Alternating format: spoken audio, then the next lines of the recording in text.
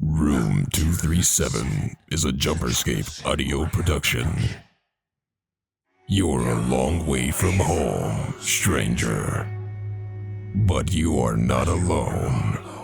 Join us in Room 237.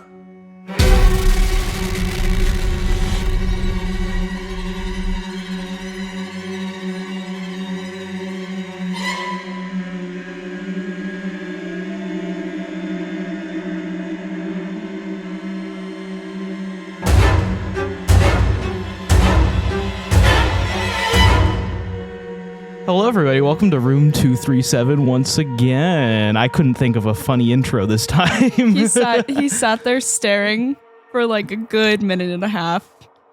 Yeah. I tried.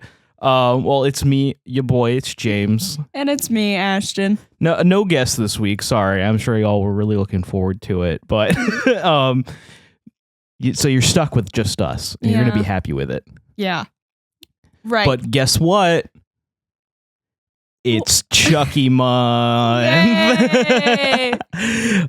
So over the next 5 weeks, 5 weeks, starting this week, we are going to cover every theatrical Chucky movie in the franchise. That means not the straight to video and not the TV show. So we're going to go from Child's Play 1 all the way to the much beloved Seed of Chucky. And I'm really excited. For those of you who don't know, this is my favorite horror franchise. Franchise is very important in that sentence. But so we're starting today with Child's Play in 1988. Oh yeah, no remake either. We're not covering that. I might talk about it. I'm probably going to talk about it a little bit today, just because that's the only time it would be relevant. But yeah, it's the way I'm still going to have to watch it eventually because I love Mark Hamill. And he does a good job with what he's given. I am not a fan of that movie, if you cannot tell. But this movie is one of my favorites. I love it to death. This is the second time I've ever seen this movie, so I really can't. Well, we always watch one movie one time, and then we know what we think about it. I mean, yeah, I guess. But so obviously, this is a kind of like culturally significant movie, not for like any artistic way. It's just everyone. I feel like there's an argument to be made out of all of the major slasher characters. Chucky's the most recognizable. I think there's an argument to be made there. Yeah, I would say it goes between Chucky and Ghostface, personally. Because I would say Ghostface simply because he's such a popular Halloween costume. Well, Ghostface, Chucky, and Michael Myers, actually. Yeah. But like, I feel like if you go to like a kid who doesn't know nothing, they'll know what Chucky is. That's true. I feel like they'd recognize Ghostface, though. Like, they'd see a picture and they'd be like, oh, it's that guy. That's why I say an argument to be made. Yeah, for sure. But this is a movie that I highly recommend giving a watch because it's both still holds up as like effective horror, especially in the first half. Mm-hmm. And Brad Dourif is so funny. It's hilarious. I love him. It's like the perfect blend of like horror and comedy that doesn't make you feel like you're just sitting in a horror comedy. Exactly, because the movie takes itself 100% seriously. Chucky does not take himself 100% seriously. Well, that's the difference right there. Is the movie, the situation, the stakes, they're all like real. They're all real. Held up as like important and serious. But Chucky himself is he's a bastard, but like he's really really silly goofy. So for those of you who are unfamiliar, this movie is kind of revolutionary in a way because it's one of the first films to use a full animatronic as an actual character. Like that is something that had not been attempted up to this point because it is absolutely a pain in the ass to do. And on top of that, this movie is very infamous in the fact that it's probably the first horror movie, or at least slasher movie, where the main victim / final person. What year was this movie? 1988.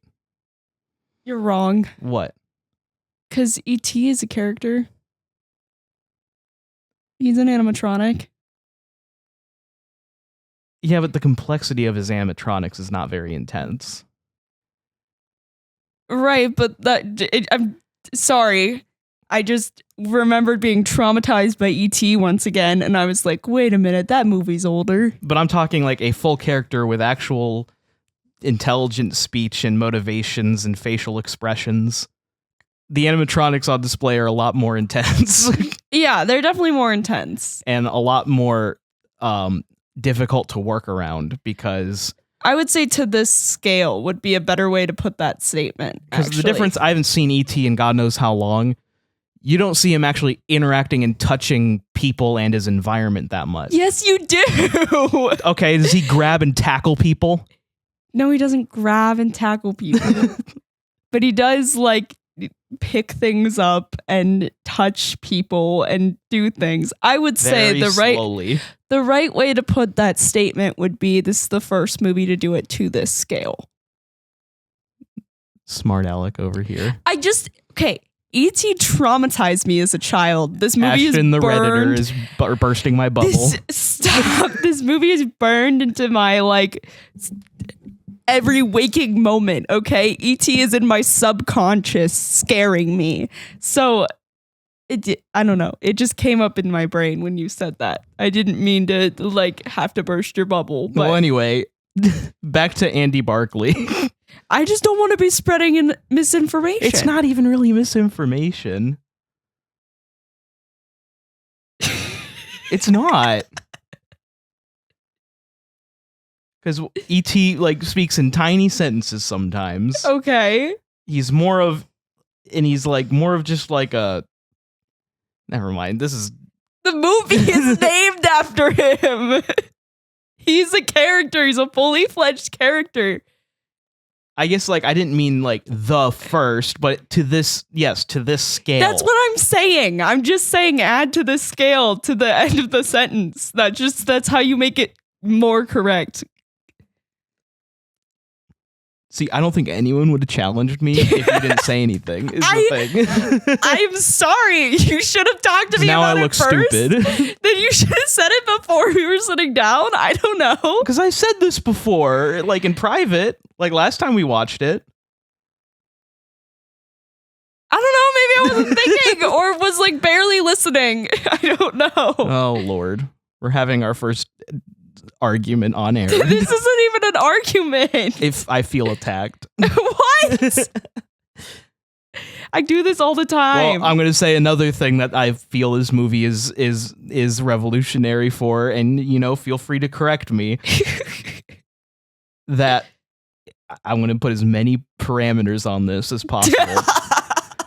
This is probably the first slasher movie where the main victim character is a child. I remember you saying that. And then you said, well, Reagan in The Exorcist. And I was like, well, that's different. That's not a slasher. And also she's a preteen. Yeah. Well, no. When you had said it to me the first time, when I said that, you said it was the first horror movie. You didn't say slasher. I would still make an argument there's a difference between Reagan and Andy. Yes, there is a difference between Reagan and 6 Andy. Years. I mean, yeah. Because no one had seen a child that young in peril, and that's why a lot of groups who hate fun protested this movie. Because it's a child. Yeah. Child, they were calling child endangerment, essentially. I mean... In reality, Alex Vincent actually really loved the Chucky doll and thought it was cool. And he had fun working with it. So there. But honestly, that's all I really have to talk about in the non-spoiler section of this week's episode. I feel like everyone at least has culturally osmosised this movie. Oh, yeah. Because for sure, when I hadn't seen Chucky before and I walked into your bedroom for the first time, I was like, why do you have a Chucky in here? Yeah, I have one of the Trick or Treat Studios Good Guy dolls. He's a homie. I dress him up on holidays sometimes. I tried to hide him in his closet once. I feel like we had this conversation because I feel like we've discussed the fact that there's a whole knife under your Chucky doll. Oh yeah, when I put him up on the shelf, I put the knife I used to like cut the tape on the box that it came in. Not the Good Guy box, like the shipping box. I would never risk that. But I decided instead of taking the knife back downstairs, I had him sit on it. So that way I'm like, if anyone ever tries to move him, they'll get freaked out because there'll be a knife under him and they'll think he's alive. Or at least like heavily question what? I think I went, why did he put a knife under his freaking Chucky doll? Yeah, but it still scared you for a second. It still spooked you.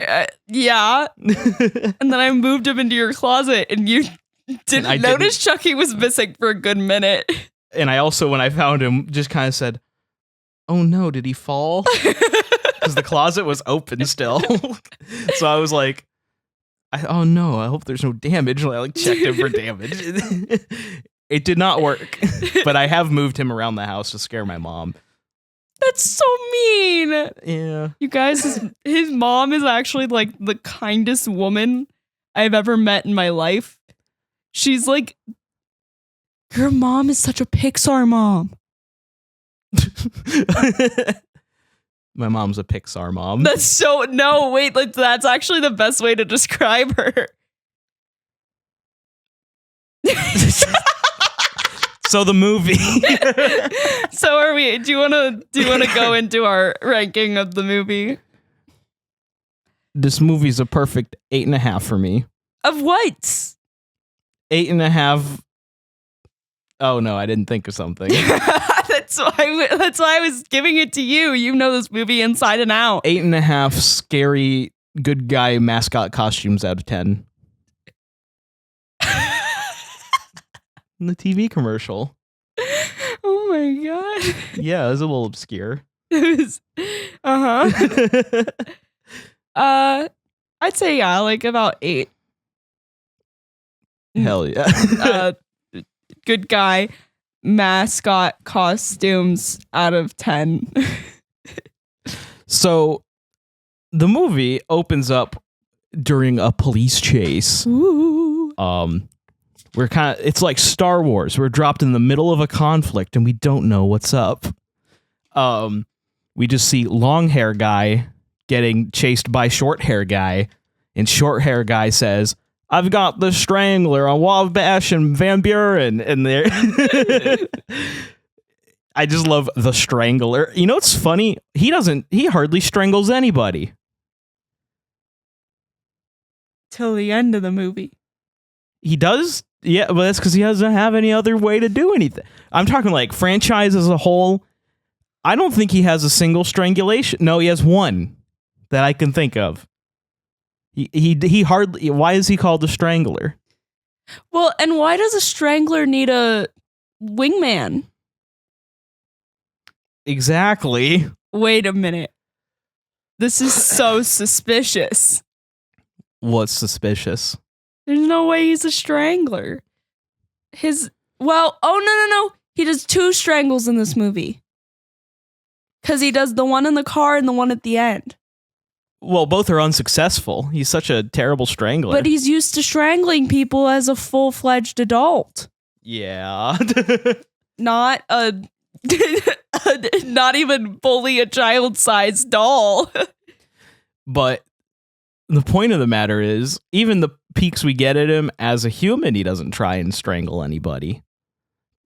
We see more of him as a human. Oh, okay. Later. I was gonna say, the 5 seconds where he's running from the cops. Okay, like I'm just saying, he's more of like a slasher or like like he picks up later in the movie. He picks up like his weapon. And it's a voodoo knife. It's a voodoo knife. He clearly uses it too. So we're dissecting this way too hard. So maybe he's not the Strangler. Eddie's the Strangler. Eddie Caputo. Yeah, Eddie's the Strangler, and Chucky's the Slasher. I love this theory, but it's not true, unfortunately. I'm just putting puzzle pieces. We don't learn here. that much about Eddie Caputo until we learn maybe a little bit in the TV series. Like, from what I get, he's just basically a fanboy that follows him around, like a little accomplice, basically. Right, but why do you need an accomplice if you're a Strangler? Wouldn't it even be harder to do your work with an accomplice? One of Chucky's main personality traits is narcissism. So he probably just likes having people around to praise him all the time. Well, I mean, that checks out. And so you have to find people who are equally as messed up as you, too, if you want people to praise you for, all your murdering. See? Mm-hmm. And then you get all those cult members to murder with you. Exactly. And you call them family. Exactly. And that's how you become Charles Manson, which is one of the names that inspires Charles Lee Ray. It is Charles Manson, Lee Harvey Oswald, and James Earl Ray. Yeah. And you put them together, and that's how they got the name, because it scared, I believe, David Kirshner, who's the producer. Mm-hmm. When he was a kid, he was scared of all three of those guys because they were all over his TV, and all he knew is they killed people. So he's like, well, those are the scariest people I ever seen. But so let's combine their names, and there you go. Doesn't it sound like a different serial killer's name, though? I feel like every time I watched it, there's some other serial killer with 3 names that it kind of sounds like. The thing is, there's a lot of serial killers that all 3 names are used. Yeah. I mean, 2 of the 3 I just mentioned are known by all 3. Yeah. So it's just a very believable serial killer name. Yeah. Like, that is the most serial killery of names that could possibly exist. But essentially, we know he's a serial killer on the run, and Eddie was supposed to be his getaway driver, I guess. And he just drives away because he's like, I can't handle the heat. Yeah, I mean, that's fair. And poor Chucky's just like, he's just screaming. He's just like, don't leave me, God, no. And I love the little snippets of Brad Dourif as himself, like in live action, because he has some of the best facial expressions, like ever. He looks like a cartoon in the best possible way. And that's why just any movie he's in, I have to like give it a little peek. There's not much of him in the flesh in this movie, but it's more that you get to see of him than in most movies in this franchise anyway. But he does such a great job with how little he's actually in the film. But he gets chased into a toy store, and he's angrily monologuing a bit after getting shot in the chest. And just starts saying, like, I gotta get out of here. Yeah. I gotta get, like, wailing. And so this Saturday, I worked a 12-hour shift and then came home with over 100-degree fever. So if you hear me sniffling, that's what's going on. But this is exactly how I acted when I came home with this fever. Like, just moaning and groaning and being like, I think I gotta take care of this fever. And it's just like, I felt so seen, actually. Except in this case, he's mumbling about escaping his body using ritualistic voodoo. Which I wish I could do that when I'm sick. Me too. Make it way easier to work through that 12-hour shift, man. Well, Ashton, if you ever come up to my room and you find my lifeless body with no visible signs of any kind of wound, you know where I am. I'm in the doll. Yeah, no shit. Yeah, no shit. Where's my doll then, James? I don't know. You'll find your own. That doesn't happen for another couple movies, so you gotta let me have my own adventures for a little bit. All right, whatever, fine. But who knows? Maybe if I just take my doll and I put my hand on his forehead and I say the chant, maybe it'll just work. I bet someone who owns the doll has tried. Oh yeah, they definitely have. But they should make dolls like the good guy dolls where you can touch its forehead and then it starts repeating what you say back to you. Like it has like a voice recorder and it can say things that you say into it. That sounds very expensive. Barbies have done that for years. Yeah. Well, what I've wanted to do is you can buy like the little squeeze like speakers. Yeah. I've wanted to get one of those and fill it with like the good guy doll line so I can just put it in his front pocket. Yeah. And then I could just I like to be hugged. Like Heidi ho. Ha ha ha. It's a shame. I don't know why I said shame. They're probably like $10. Well, that's what I'm saying. Like they should totally make them where it just repeats after you or like repeats you can record into it. You know what I mean? That'd be really so fun. fucking cool. That'd be so creepy. But unfortunately, Brad, he's only with us in the flesh for a little bit because he conveniently starts collapsing onto a giant pile of good guy doll boxes. And he just has this idea. He goes, his eyes get wide. He's like, I'm a genius. Because he's walking around saying, I gotta find somebody. I gotta find somebody. Yeah. Like, and you're like, why do you gotta find somebody? What does that mean? What he means is he needs to transfer his soul into somebody else. But if he can't find somebody, why not something else? Woo. And he does the iconic chant, which I used to know verbatim when I was hyper fixated on this movie. If I woke up in the middle of the night and you were chanting, you know, one of these me, days, I'm just gonna, when you're sleeping, like, put my hand on your forehead and just start really loudly going, Ade Dui Dembala.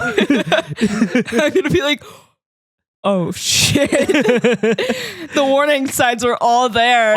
I'll wait for a thunderstorm to be happening too. Because the last time that happened, I got really freaked out in your room. A thunderstorm. I haven't done this before. Let me clarify, Dreams. As of recording.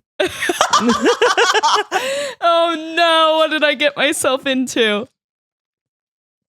Well, I mean, since we're both alive, we would just swap bodies.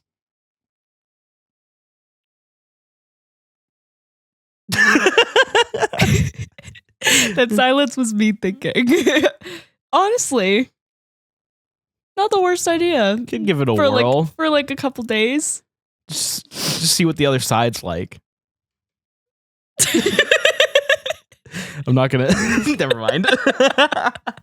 Anyway, so we just get a shot of the doll's face. I kind of wish they did do this later in a flashback, but in the flashback they have his pupils dilate, and I was like, that's cool. But I get why, because they want to keep it ambiguous in this movie. So fair play. This is a good time to bring up the original concept of this movie, because originally it was called, there was a couple different working titles, including Blood Buddy and Batteries Not Included. Ooh, I love that. That's a good one, right? So the original premise of this movie was a lot more complex and had no voodoo in it whatsoever. So the voodoo aspect was actually created by director Tom Holland, not Spider-Man, just Tom Holland, the director. And Tom Holland, he had the idea of Chucky being a serial killer whose body's trapped in a doll.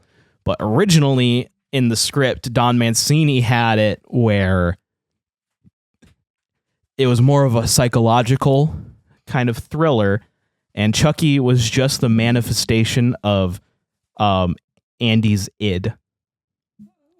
So basically, the whole through line of Chucky blaming the doll and no one believing him was originally, it was supposed to be ambiguous if the doll was actually alive or not. And you can see they try to hold on to that a little bit at the beginning of the movie, but because you saw the soul transfer take place, you do know that wasn't for nothing. Like the doll is alive. Right. I wonder if maybe they tested it that way. Like they filmed the original. Did they not do that? No. So I feel like that Tom Holland was very adamant about the voodoo aspect. Well, because I could see that not being taken very well by the general public. Oh, like Andy possibly actually doing it? Yes. I agree. I bet agree that's why he was so adamant about it. Because originally the victims were all going to be people in Andy's way or people who were like mean or bad to Andy, essentially. And why I said I'm probably going to talk about the remake a little bit is because that is a piece that they took for the remake, except it's a lot less interesting, a lot less metaphysical. Instead, it's just an AI that is programmed wrong and takes drastic measures against people who are mean to his best friend, Andy. It's Megan. Yeah. And that's the aspect that I do like about the original is the idea of Andy not being hostile. I mean, Chucky not being hostile to Andy, of Chucky thinking that this is like a twisted version of friendship. But as we see, that doesn't work as much as you would hope it does, or at least it wasn't executed as well as you hope it would be executed. Because the AI aspect brings like this kind of childlike thing to Chucky. Mm-hmm. And when you just know this version of Chucky so much, it just doesn't work in my brain.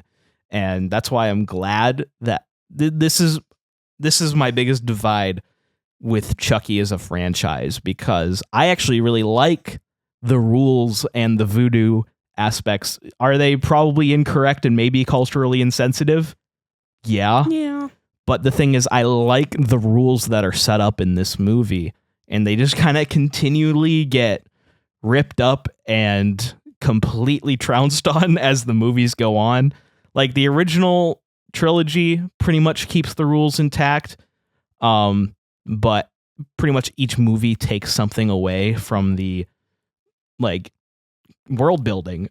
Well, my question to you, because I think I've only seen this. I've only seen Child's Play 2. Yes. I don't remember in Child's Play 2, but I'm pretty sure for this movie, they don't actually say specifically that it's voodoo. You get the clues because of all the stuff. Yeah, it's never specifically stated that it's voodoo, but the thing is, even later, they do call it voodoo. They do keep calling it what he does voodoo. So it's just, I think, by coincidence, not mentioned to be voodoo in Child's Play 2. Well, that's what I was saying. Maybe that's a way to get around it being culturally insensitive and stuff, is by saying... No, it gets worse. Oh, goody. We're talking, instead of using like a really like creepy book, maybe, as like the source of spells, it's voodoo for dummies. Oh. Yeah, it gets worse. The way they could have just absolutely sidetracked and not had that problem, because I don't see it as an issue specifically in this movie. No, because the thing is, they could have really made the voodoo aspect of his character creepy. Yeah, and what I was gonna say too is Chucky. These movies get less serious as we go on, right? Mm-hmm. So this is if it kept, arguably the most serious. If it kept this tone, I think the insensitivity wouldn't be there. But because it starts to try to get more goofy and more silly and more campy, that's where it gets the insensitivity, because then you're making fun of a culture instead of using aspects in that culture for storytelling. Because like in this one, it shows voodoo as a practice that is not inherently evil as well. Yes, that's what I really like too, is like the guy who taught him all this voodoo stuff is like, well, you literally just broke the law here. Like this is how he calls him an outrage against nature. Yes. In a very awesome voice. Yes. And is very clear, like that, and you're not supposed to be using this to, do this stuff. You Which just begs the question, what are you supposed to use it for? I guess he means, because like the alternative is you transfer your soul into another person. Stay close, stranger. The room awaits you after these messages.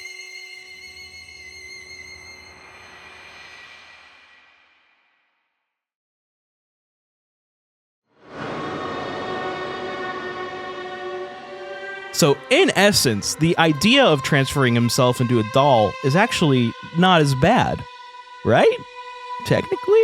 Yeah. I wonder if maybe the ritual's supposed to be used to save other people rather than saving yourself. You know, that's a good point, because later we do see it being performed by one person, like, to two other people. So, I wonder maybe if that's like the original intent for the spell. And that's why he's like, well, you just defied the laws of nature. You're bad. You're wrong. That's an interesting way to look at it. Yeah. I like that. Because I that did kind of confuse me. I'm like, well, a spell like this seems inherently evil. Like, yeah. But maybe it's not something that he was supposed to even learn, and he just learned it on his own. Yeah, that or it doesn't seem like their relationship was all that, not very great. So he might have been just trying to like keep himself in the good. Yeah. With Chucky, and so he was like, "Ooh, here's how you can save yourself," and he didn't think that he could actually do it, so he wasn't that worried about it. That's probably more accurate. That's the sense I get. And also, he's probably thinking at this point, oh, thank God that Charles guy's dead. He was freaking me out. Right. That's the sense I got from this guy. But we jumped ahead a lot. That's okay, though. Yeah, we got lost in conversation. This movie is so culturally known that it's like easy. It's a pretty easy movie to just kind of bounce around the conversation, because essentially the actual plot, not that the beginning's not actual plot, but you know what I mean. We do meet our little Andy Barclay, played by Alex Vincent, and he is, gosh darn, I know I said this about Gage in Pet Sematary, but he's right up there with the cutest child in a movie ever. I feel like we're gonna have to have an episode where we just have a conversation about who kids. is the cutest child in horror and who's the scariest debate. Let's pit them all against each other. Because like he's up in the morning, he's watching Good Guys, and then we see the horrifying Good Guy mascot on TV advertising for the Good Guy dolls. Mm-hmm. And he's making the most disgusting breakfast for his mom. But this is like one of the most relatable things I have watched in a horror movie yet, because when I was a kid, I used to watch, I don't know that this is even a channel anymore. I think it's part of Cartoon Network now, but Boomerang. I used to watch Boomerang early in the morning, and I feel like I've talked about this before, but at about 6 a.m. every Saturday morning, they would have Captain Planet marathons. I loved Captain Planet, so I would get up every Saturday morning at 6 a.m. and watch Captain Planet and take my Flintstone vitamins.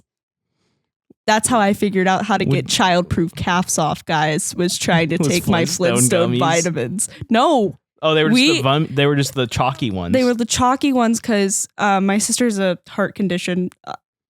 So the gummy ones don't have iron in them. The chalky ones do have iron in them, and iron's important for heart health. And on like Mother's Day, Father's Day, or like around my mom and dad's birthday or whatever, I'd get up, turn on my Cartoon Planet cartoons, take my vitamins like a good little girl, and try to make them breakfast. I was really bad at oatmeal, guys. They were just like oats floating in water. So you'd make your mom breakfast in bed? Yeah. That's how he says it. Yeah. But here he's making Good Guy cereal, and he adds like a pound of sugar with extremely burnt toast, with a giant glob of butter on it. And then like some orange juice that he spills all over the tray, and he like spills it all over the floor as he's waddling to her room. And it's his birthday, and he's making his mom breakfast in bed on his birthday. He's such a sweetheart. And he wakes her up and like, I made you breakfast in bed. And it's just so heartbreaking when you like know how the movie goes. Like, obviously, I'll just say they both live. Right. But like their lives are forever ruined, like pretty much. Yeah. And because it's such a cute mother-son relationship. I believe the father is dead, not divorced, because you can see pictures of him like in the house. Well, and in the next movie, he goes into foster care and stuff. So I was saying, I think he's not another. Yeah, so there's not no one to take him. So. Yeah. Sad. Yeah. But it's just so, and she's still a missus, so she is a widow. Yeah. It is just such a like I had a nice little relationship with my mom when I was a youngin'. I still do, but like it does remind me of like me and my mom when I was that age. It was very similar. I don't think I ever made her breakfast in bed, but you never made breakfast for your parents, like breakfast in bed for your parents? I don't think they trusted me to. Well, like they were always up before me also. You didn't. This is your fault for not watching Captain Planet at I'm 6 sorry. in the morning. I didn't watch Boomerang when I was a kid. You missed out. I watched SpongeBob. You missed out on such like a like I think the reason he made his mom breakfast in bed on his birthday is because like doing things like that when you're a kid, I still have the feeling of like, wow, I'm so good at like doing things. They didn't even teach me. I just did this myself. And then you'd bring them the probably really bad breakfast and they'd be like, oh, thanks. And you'd feel like you were really accomplished. It is kind of like a gift to yourself. It's like your first taste of independence as a kid. Well, I didn't have that because I woke up late. I've always been a night owl, I guess. But my favorite is when he's walking with the tray, he looks over, he sees the good guy doll shaped box and he like gets a big smile on his face. Oh. Unfortunately, we've all been there. It's clothes. Yeah, we really have all been there. And the thing is, like, he makes a pouty, disappointed face, but it's not like a spoiled kind of way. It's like he's just kind of sad, you know. He got his hopes up. I distinctly remember when I was a kid once opening presents, like Christmas or something. You know that video of the kid going, an avocado. Thanks. I opened this box and it was like socks or something, and I went, clothes. Thanks. Like my mom was like, we don't do that. We have to be thankful for the gifts that we got, no matter what they are. I got like a whole lecture about it. Well, I make an argument the avocado video is so good because the kid is trying to be grateful. Like he's like sounds genuinely elated to have the avocado, even though it's probably like, an avocado? Thanks. Like I was like, clothes. Thanks. One time for Christmas, I was making a joke because of A Christmas Story, but I opened up socks and I threw them over my head. Did you get a lecture? No, because my parents knew what I was doing. We love that movie. I got a lecture. But I learned always to be grateful when I got little tangent of opening presents as a child. Now when you get socks as a gift, it's like the best thing ever. I'm always like, oh, cool. Awesome. I don't have to go to the store and buy another pack of shitty Hayden socks. All my pairs have holes in them right now. Thanks. Oh, my socks are gone. Thank you. I needed these. Will be comfortable. But But yeah, we should keep going. Karen goes to work. We are running a little on time. Karen goes to work. I'm gonna speed run a little bit until we get to some juicier stuff. But yeah, Karen goes to work and she has like the worst manager ever. And he's like, you can't work. And then her friend Maggie's like, no, let her go home. It's her son's birthday. And he's like, you work in shoes, not in jewelry. And I do have something to comment on with this scene. I have to. Go ahead. So he says he's making her stay late for work, and he threatens her job. He's like, don't you need this job? And she's like, girl, you should have said, I have to pick up my kid at home. I'm sorry. Find someone to cover my shift, or you cover it.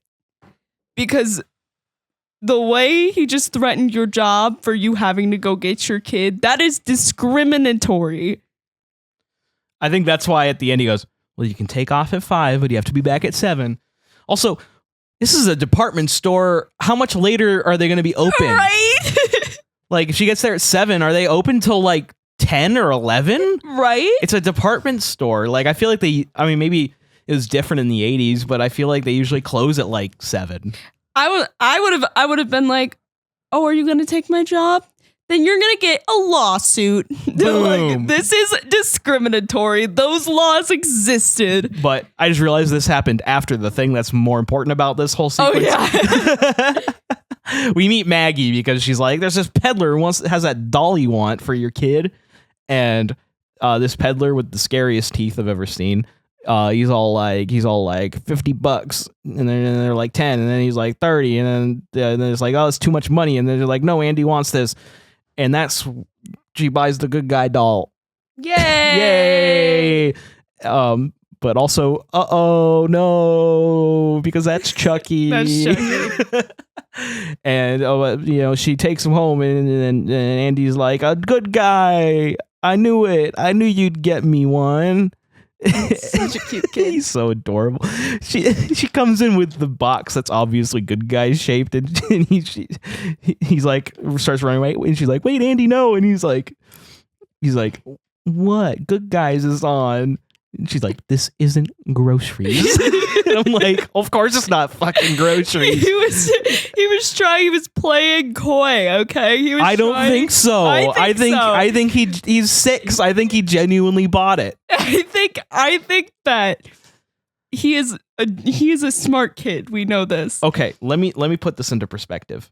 When I was about his age, my Aunt Marnie came into town, and my dad was like, we have to take her to the airport. We got all the way to Virginia before I realized we were going to Disney World. I think your dad told me this story. Yeah. I think they were sitting and talking to me, and they told me all about this. Yeah. When you're that age, you're gullible. You just your parents say something is something, and you just believe them. She didn't say it was groceries before that moment. Yeah, but he probably said, "What's that?" Like, and it's implied. Like, he probably said, "What's that?" And she was probably like, "Groceries." Okay, whatever. I think it's implied. Okay, whatever. I am on the side of this is a smart kid, and he was playing coy. I disagree. I relate to Andy not picking up on the fact that it's something for him. If my mother came home with a giant box and I wanted the Barbie dream house or something really freaking bad, and she went, oh, it's groceries, I'd say, oh, okay. And then I'd go sit down and watch my cartoons, knowing that later in the day or at my next birthday or at whatever, I'm going to get my Barbie dream house. Whatever you say. But are you going to go back in age and test it? Maybe. That's not possible. Anyway, she's like, show me how he works. And he's all like, hi, I'm Chucky, and I'm your friend to the end. Heidi ho. Ha ha ha. And then she's all like, he's something, isn't he? And you know what, Karen Barclay? He really is something. That's enough fast forwarding, right? I feel like it. I feel like it is. But so that's our introduction to Chucky, and unfortunately Karen has to go back to work. And we get to our first horror sequence. And it's Aunt Maggie's taking care of Andy, and God, he's so cute in every scene he's in. Yeah. He's just hammering a piece of plastic wood with his hammer, and he just goes, "See, Chucky, that's how you build things." But then Chucky, he turns his first instance of him moving on his own, essentially, is he looks at the TV and he sees that Eddie Caputo is still on the run. And that's when he turns his head back to Andy, and Andy like goes, "What?" And then he like leans in, and you can just assume he's whispering. And then Aunt Maggie says it's time to go to bed, and Andy says my favorite line in the whole movie, "Aunt Maggie, Chucky wants to watch the 9 o'clock news." And I just love this. I love this stuff. Like, the thing is, like, it is in concept and in execution pretty creepy, but Andy's just so cute that I don't care. Yeah, Maggie. But then, like, she like is like shuffling him to bed. She's like, "Go brush your teeth," and like. Even him brushing his teeth is adorable. It's like the foam is everywhere, and she's like, "Are you brushing your teeth?" He's like, "Yeah, sure, Maggie." I feel like talking about the first half of this movie is just talking about how cute Alex Vincent is, because that's pretty much the highlight. But she finally does get him into bed, and that's when Aunt Maggie's just kind of minding her own business. And I would like to point out that she tucks both him and Chucky into the bed. That's how you know she's a good babysitter. Okay, she's the best babysitter. And she absolutely destroys Chucky's arm as she drags him to bed, though. That thing popped out and it's currently twisting while he's getting ready for bed. He's brushing his teeth, and Chucky turns the TV on to the 9 o'clock news. 9 o'clock. That's a pretty late bedtime for a kid that age. Yeah, but it was his birthday. It was his birthday, a special occasion. Yeah, so special occasion, you get to stay up an hour. But he goes to bed, but Chucky does not go to bed.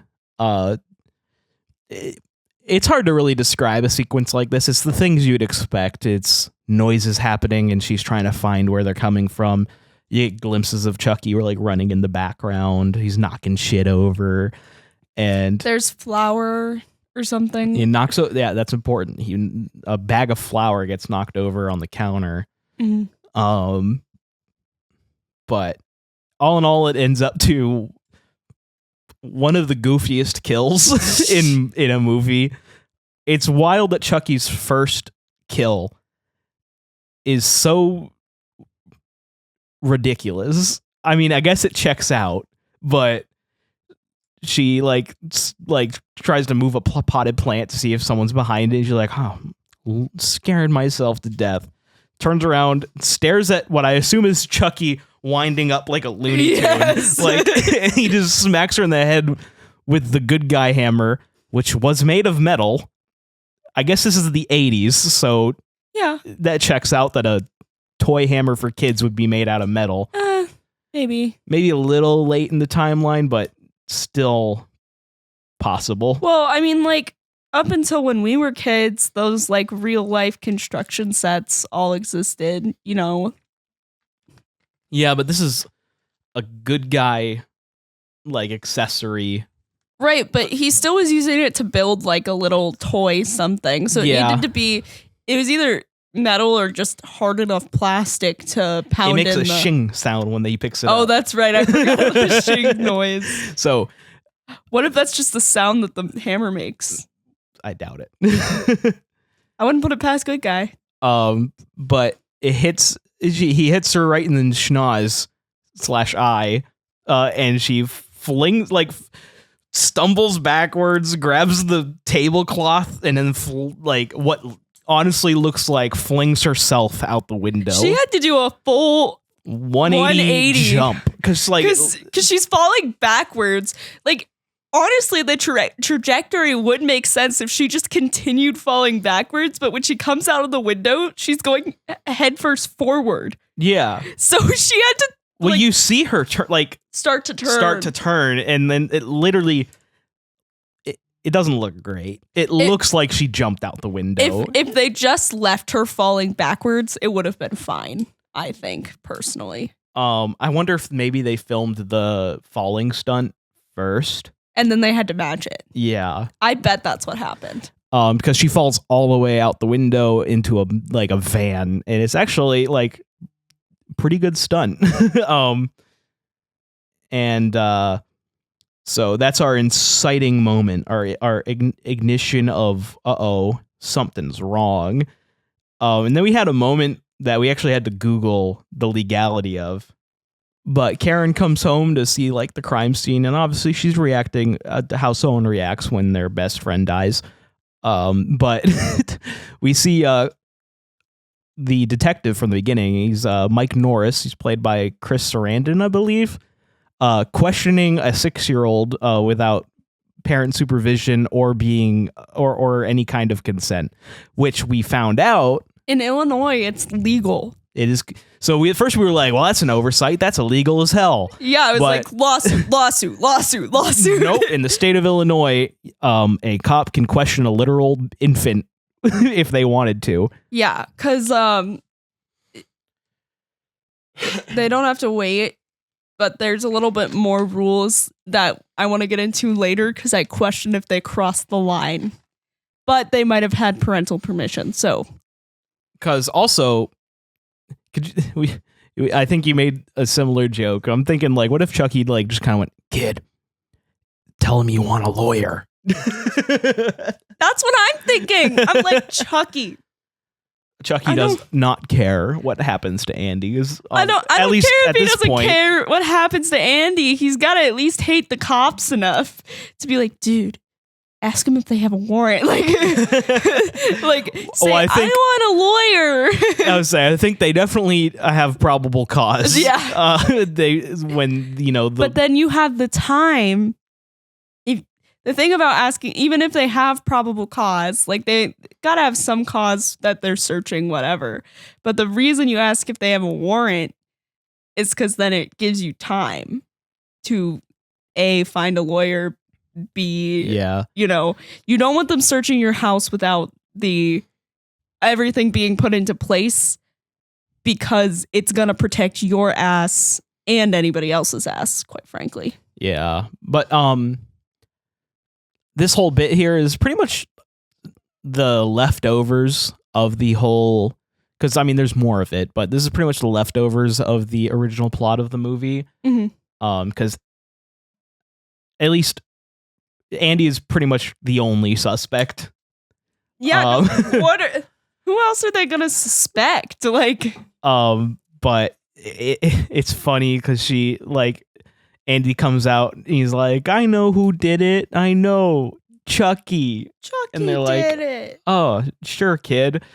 And then because they're looking at the footprints in the flour, and they're like, well, none of Andy's shoes matched those, so we know he didn't do them. I wish that Andy just stayed in his room. I know. But as he starts walking away, he's like, what you got on the bottom of your feet there? And I just love, he's like, can I see the bottom of your shoes? In such a talking to a child voice. Yeah.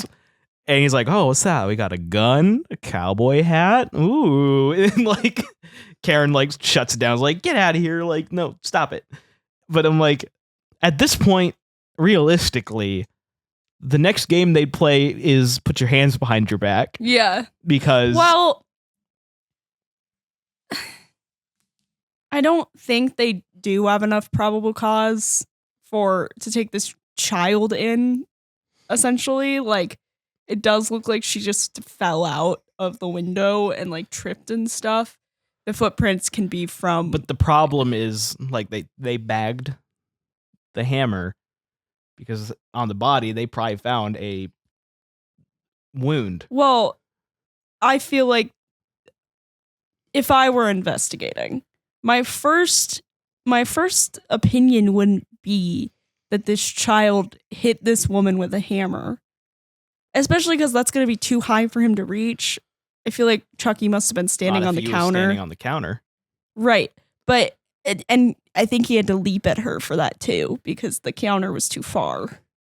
But anyway, the first thing you're going to think is more that she's holding the hammer or something, and she drops it on her face, and the child came out and looked at the scene. Like, that's going to be your first thing. You're not going to go immediately to child killer. Yeah, but the fact that there's homicide detectives there in general. I mean, that's definitely interesting. I don't think they would have been at that scene at all. But that's besides the point. Could maybe call it contrived, maybe, but who cares? I think plot contrivances are only distracting if they're distracting.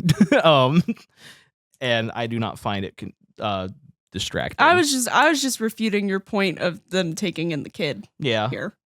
But it is really funny when she does get Andy alone. She's like talking to him, and he says, I think we were talking over it when it happened, but I'll never forget the line where he's just like, Chucky's alive. He is. And then it's like, then he's like, he said Aunt Maggie was a real bitch and got what she deserved. Jesus. And my favorite little behind the scenes thing is little Alex Vincent kept pretending to forget the line because he didn't want to swear in front of his mom.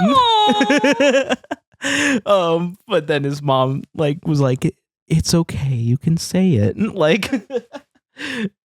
And he could tell just by in his delivery he doesn't want to say it. Yeah. Oh. But they do kind of play with Andy as a creepy kid in this scene a little bit. Because when she's finished yelling at him about Chucky being a doll, he's just like, okay, I'll stop telling stories. Yeah. And it is a little like, ooh. But that's pretty much like the only time you really get that. Kids are creepy. But Andy's got school in the morning, and every kid brings their good guy to school apparently, because there's like 4 kids that are not Andy that are walking in with a good guy in their arms, and some of them definitely look too old to be buying them or getting them. But that's besides the point.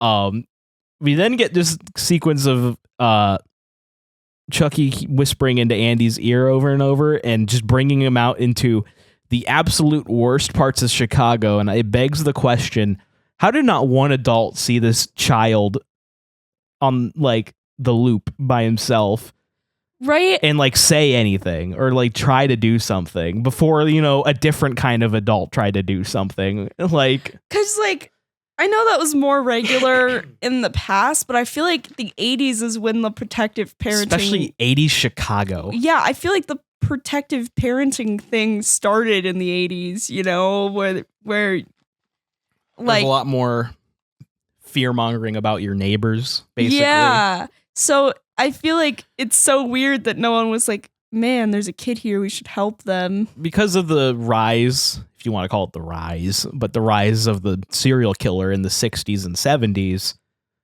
that's when you start to get the, don't talk to strangers, don't go outside by yourself, make sure you stay in sight as a more regular, Well, you're also thing. Getting a more regular knowledge of if there's a pedophile in your area around this time too. Yeah.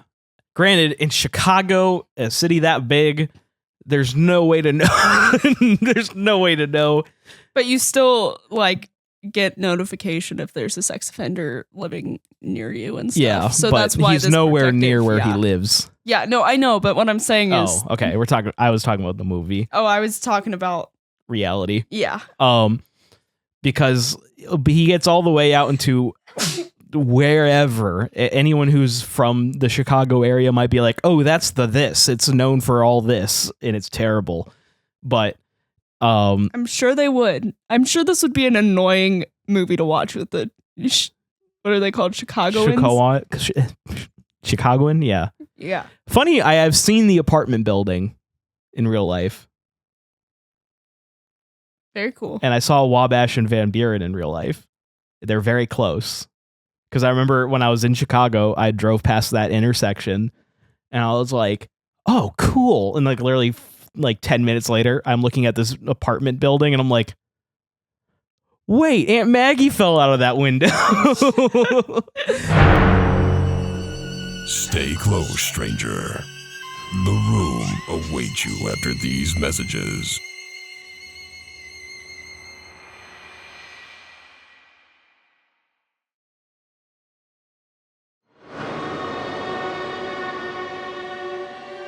At least it was a very similar building. And I don't know 100% if it was the same building, but it definitely looked like it. That's me covering my ass if the building wasn't real and it was just like a... I feel like you would know that, though.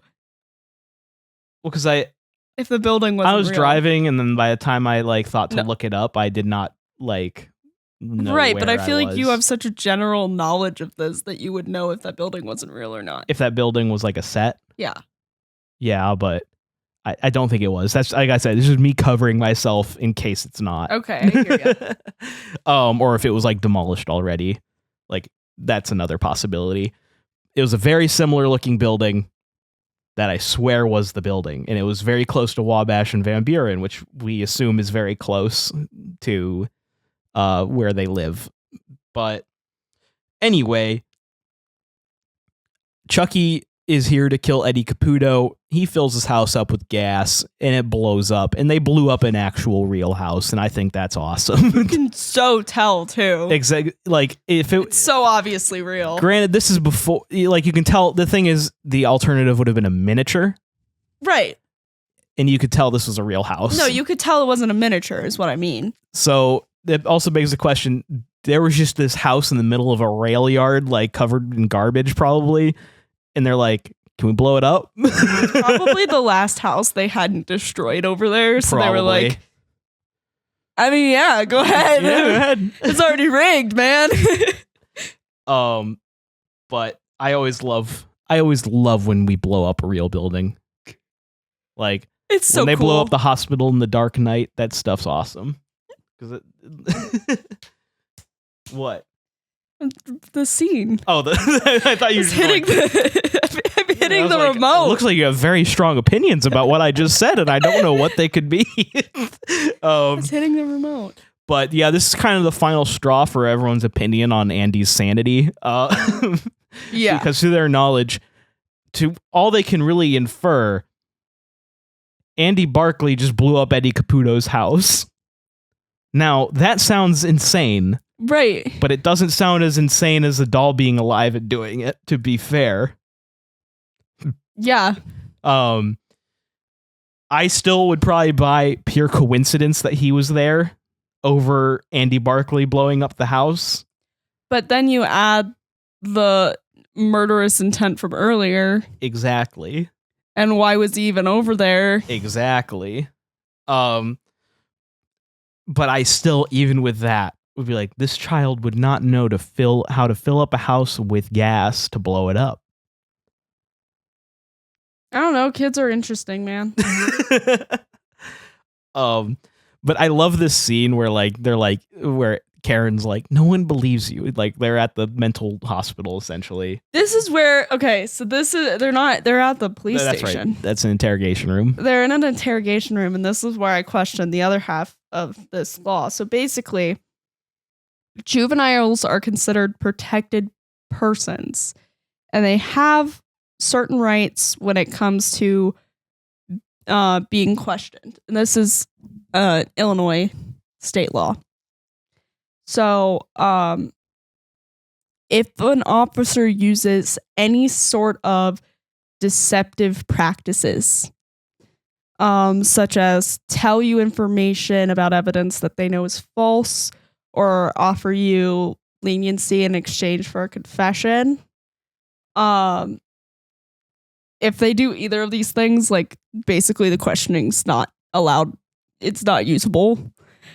So I'm wondering, how legal was the questioning that happened in this interrogation room? you could make an argument that nothing was wrong with the questioning, because essentially he's questioning him as if Andy's version of events that he's telling him is real. Right, but... Because he's like, oh, well, what did Chucky do next? What did he tell you to do next? He's adding information for Andy to confirm, to see if he knows about it or not. So he's adding information into it. Like, he asks him why you were by Eddie whatever's house. Yeah. Why did Chucky take you to Eddie's house?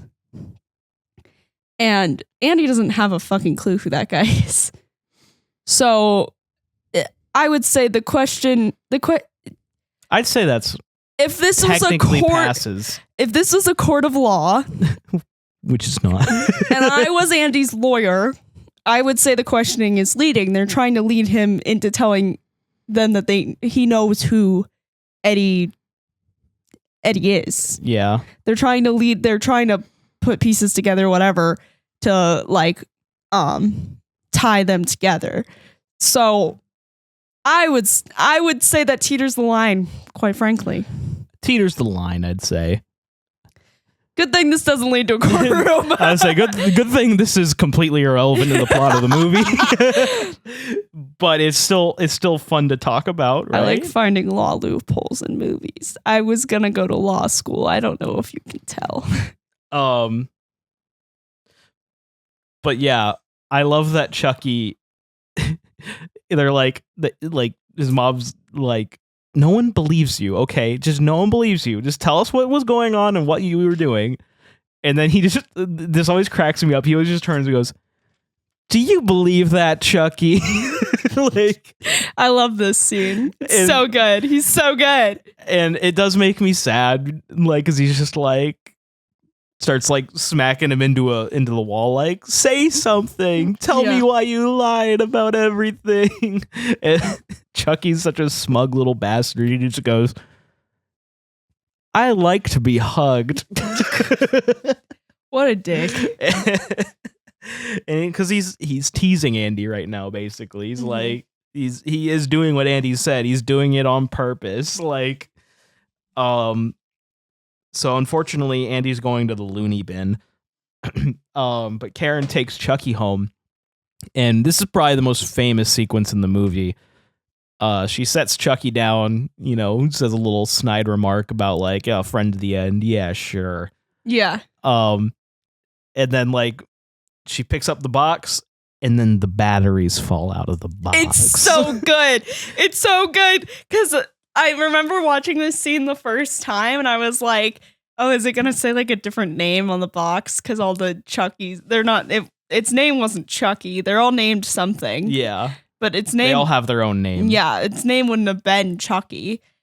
That's just what Charles' name was, and and I just remember watching this scene for the first time and being like, "Oh, it's so good. It's done so well." She picked up the box this time. I went, "Ooh, ooh." I got so excited. Because the musical because the score in this movie is really good. That's amazing. Like, it sounds like a toy box orchestra is how I would describe it. And this is the shit moment of the movie. Like, obviously up to this point, everyone knows that, like, everyone watching the movie knows the doll's alive. Right. But that does not change the, like, the reaction to that moment. It does kind of make me wish that it was ambiguous if the doll was alive or not. Like, and I think it still would have been if it weren't for shots of Chucky's hand and the whole opening sequence. Mm-hmm. But at the same time, I wouldn't want to trade that opening sequence because I love that opening sequence. Yeah. So, it's okay. The moment of the batteries is still even though we know what's going on, it's still such a good scene. It is. And then it's very tense because that's when you get the very famous, she just picks him up and checks his batteries, and there's no batteries, and he flips his head around like Reagan in The Exorcist and says his iconic "wanna play," Wanna play? And then she drops, but he says it really aggressively. I love that because it's still in that voice, and it's just like, "Hi, I'm Chucky. Wanna play?" Yeah. And she drops him, and he falls under the couch, and like it's just like so drawn out. She's slowly looks under the couch. She starts poking at him, like the way I described it is she's poking at him like how you like kind of poke at a cat that you're not sure if it's gonna bite you or not. Yeah. If you pet it. Yeah. And she finally picks him up, and the most famous part of this movie, she says, "Talk to me, damn it, or I'm going to throw you in the fire."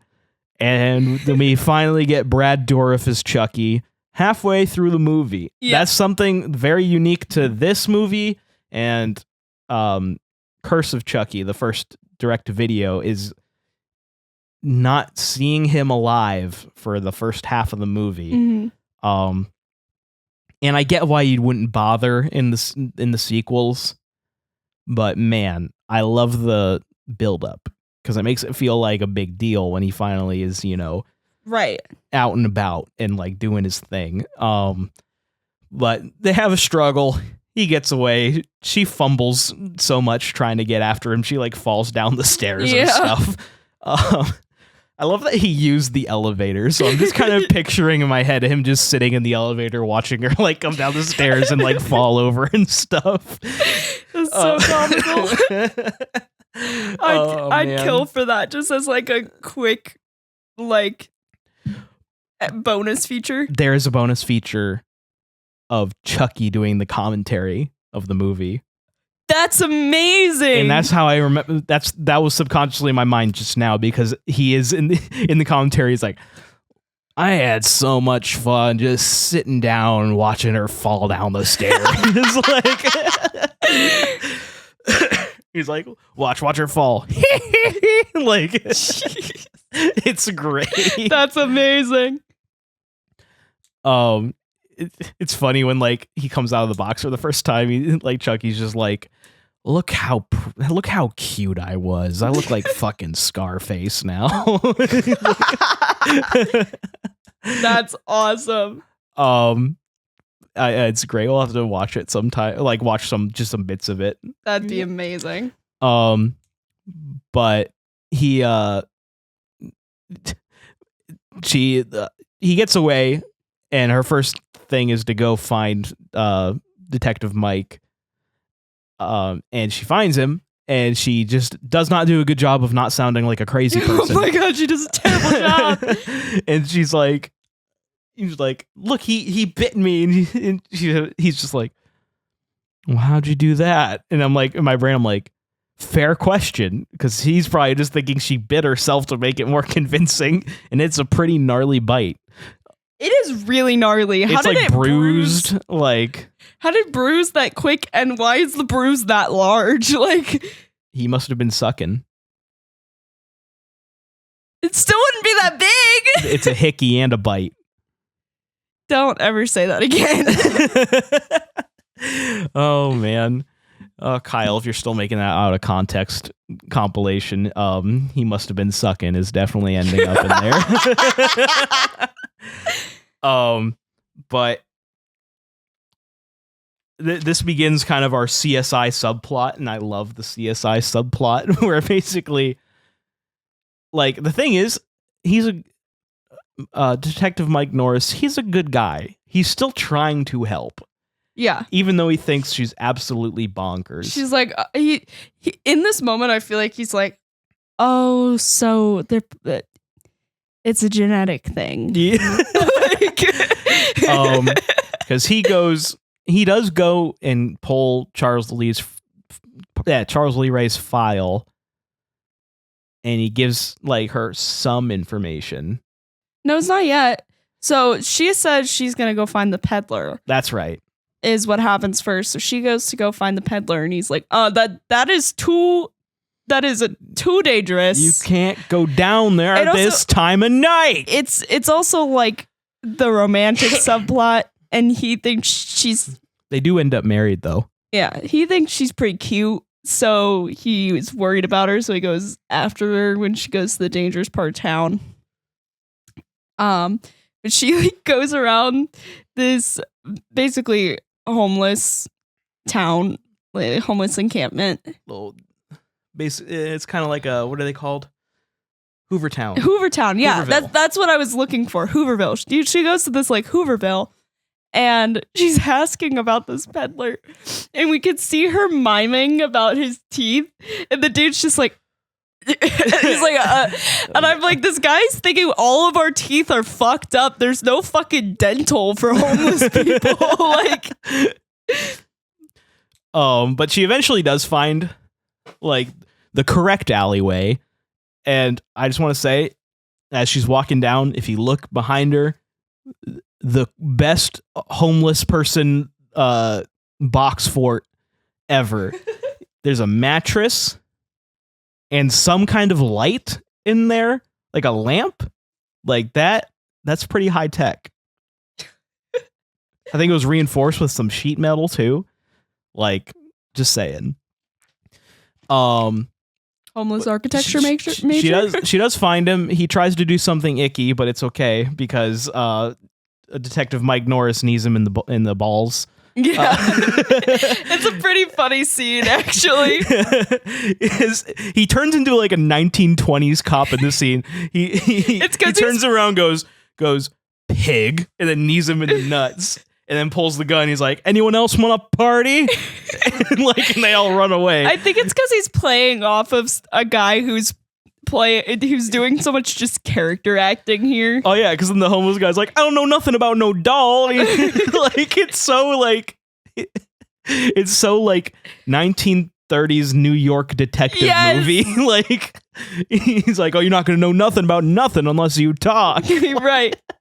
He turns into Batman a little bit. Yes. That is exactly what it is. But we find out he got it from a burned out toy store on Wabash and Van Buren. I mean, Chicago. Gotham. Yeah. Yeah. Even though Gotham is usually played by Pittsburgh, which is weird. Or Nashville. When was it played by Nashville? I forget which movie it's in, but they use the bat. That's why it's called the Bat. Let me look it up. It's a building in Nashville. I know. I'm thinking of the Dark Knight movies were all filmed in Pittsburgh, to my knowledge, or at least mainly in Pittsburgh. Sorry, guys. I'm not good at typing and talking. Yeah, it's the AT&T building in Nashville. It's called the Bat. This building. That looks cool. Yeah. You know what else looks like a bat? Sears Tower in Chicago. Let me look up. It also looks like the Eye of Sauron because the one time I went to Chicago, it was extremely foggy, and I was on whatever that highway leading to Chicago is. That's like 8 lanes long, and I'm sitting there looking at my GPS in bumper to bumper traffic. Like, I should be getting there soon. I don't see a city skyline anywhere. This is weird that the fog is this thick. And the first thing to crown out of the fog was just the top of Sears Tower. And let me tell you, it looked horrifying in those conditions. It literally looked like I was going to the den of wolves. Love Chicago, though, actually. It's actually I like that city. Oh, well, I guess maybe it wasn't in a Batman movie. I was told it was in a Batman movie. That's why they call it the Batman building. I don't know. Maybe it's just because it looks like Batman. It does look like Batman. I feel like I've seen it I used in like a skyline of Gotham because a lot of cities do have a building that looks like that, though. And maybe in like animated / comic work, they have a building similar. Because they use that as like Bruce's like tower, Wayne Enterprises, and so then he like jumps out of it. Well, the only Wayne Enterprises building I can think of is the one in the Dark Knight. Like the only one that reminds me of anything is the one in the Dark Knight, and that's like a black building. Maybe they use it in like the DC, like those CW TV shows. CW TV show, maybe that could be it. But anyway, Yeah, anyway. Now he's like, okay. Because he hears Wabash and Van Buren in the toy store, and he's like, hold on. And he tells her about that night where he killed Charles Lee Ray. And her reaction here is so weird to me. She's like, why didn't you tell me? Because, like, this would not have been relevant information until this moment. That's why. I said, girl, when was that going to come up? Like, hey, I killed a guy. He was a serial killer. Isn't that pretty wizard? Like, I don't see a situation where you would tell somebody, because that's what he says. He says, it's just not the kind of thing you just tell somebody. Especially when, like, your conversations are based around your son is, like, losing his mind. Well, I guess maybe he could have brought it up in connection to Eddie being killed. We didn't see a lot of their conversation there, but either way, like, why would he tell the mother of the kid who killed Eddie that he's the one who killed Chucky? Like, because the thing is, he'd have no reason to believe that Charles Lee Ray's alive. Right. Like, so he's like, he probably thought, oh, it's weird that Andy was at Eddie Caputo's house of all people. Like, strange coincidence, but, like, you have to think in the head of these characters. The doll being alive is the last possibility. Right, like, I just don't know when he would have brought it up. Like, I just am like, girl. That's what Chucky lives on throughout the entire franchise, is no one will ever believe you, you know, if you see him and live. And yeah, so as Karen goes to check out Charles Lee Ray's house, Mike drives home, and we get some more Chucky bangers as he just pops out of the back seat and just, like, starts trying to strangle him. And this is where so he here's him trying to strangle somebody. And that's where I can see him being the strangler, because maybe he gets somebody and he strangles them behind the car like that, and then he stabs them. Well, that's why I'm now remembering in the TV series, there's a kid who's real into true crime, and he, like, calls him, he's like a little Lakeshore Strangler, Charles Lee Ray. But he wasn't really a strangler. He was more like a butcher or or some other term that he said. Like, so, like, the franchise does get aware of, like, he doesn't really strangle people. Yeah. He does here, though. Strangle count 1. Can you call it a strangle count if he's not successful? I think, since we're grasping at straws to try to see him strangle people. Now, I will say, one of my favorite Chucky lines is, nothing like a good strangulation to get the circulation going.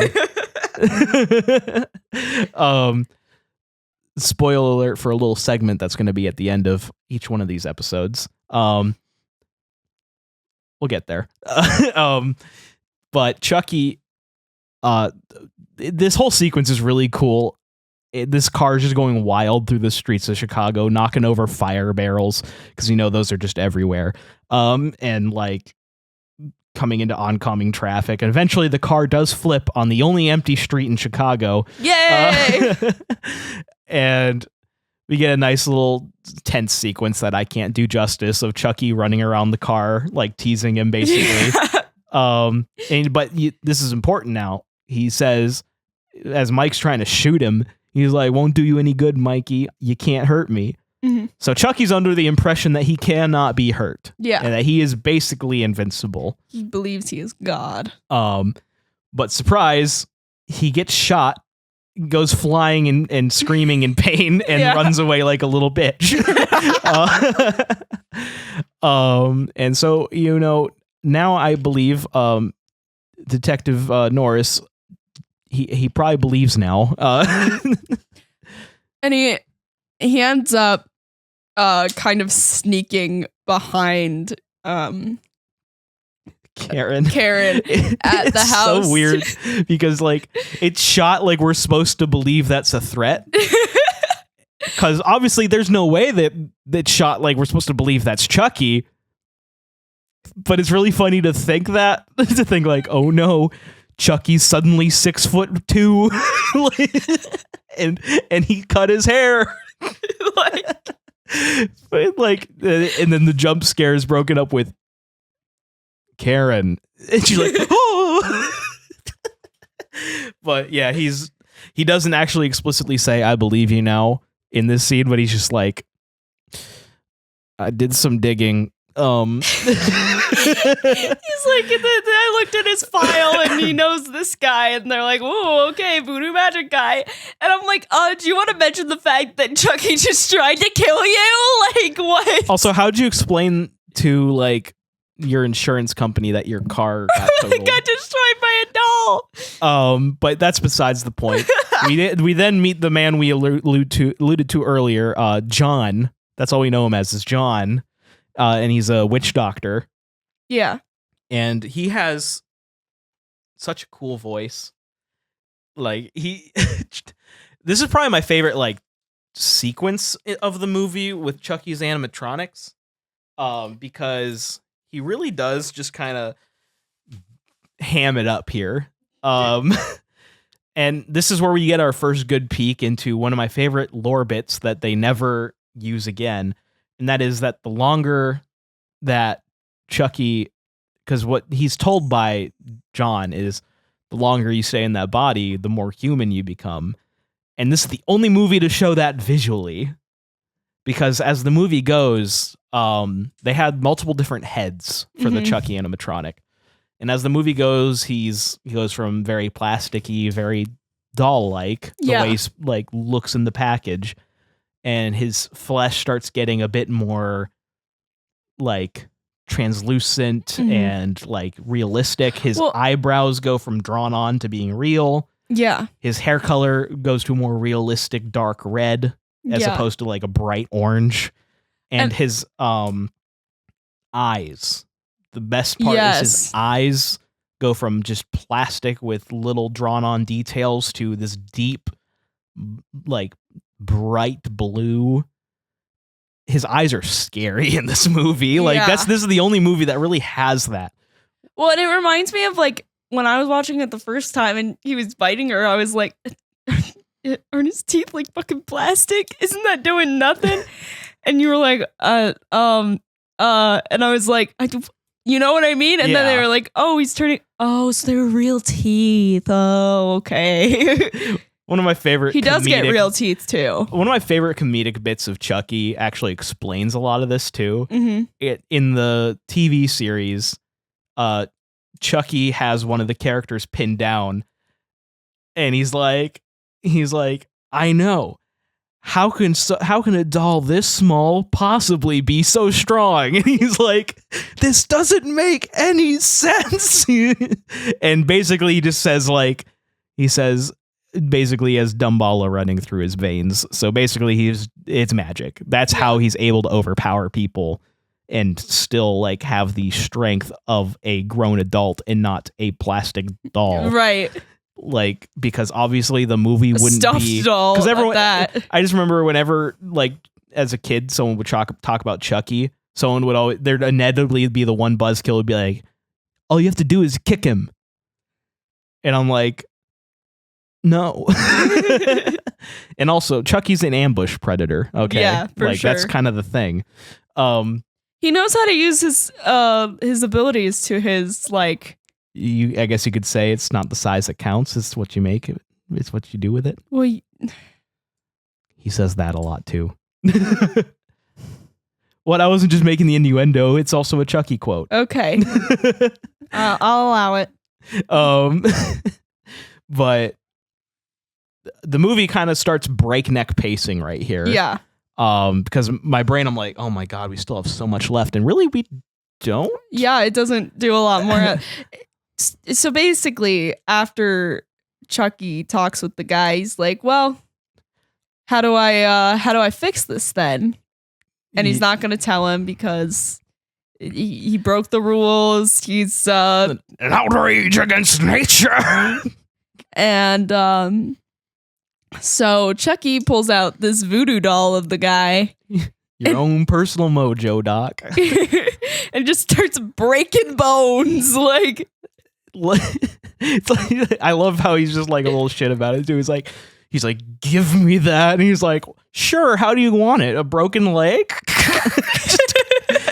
And thank God on Mercy, I'm bad with breaking of limbs, but it's kind of cartoony in this case, so it doesn't really bother me that much.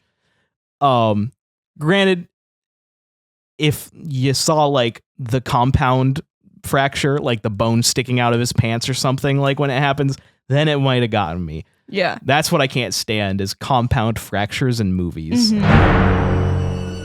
Stay close, stranger. The room awaits you after these messages.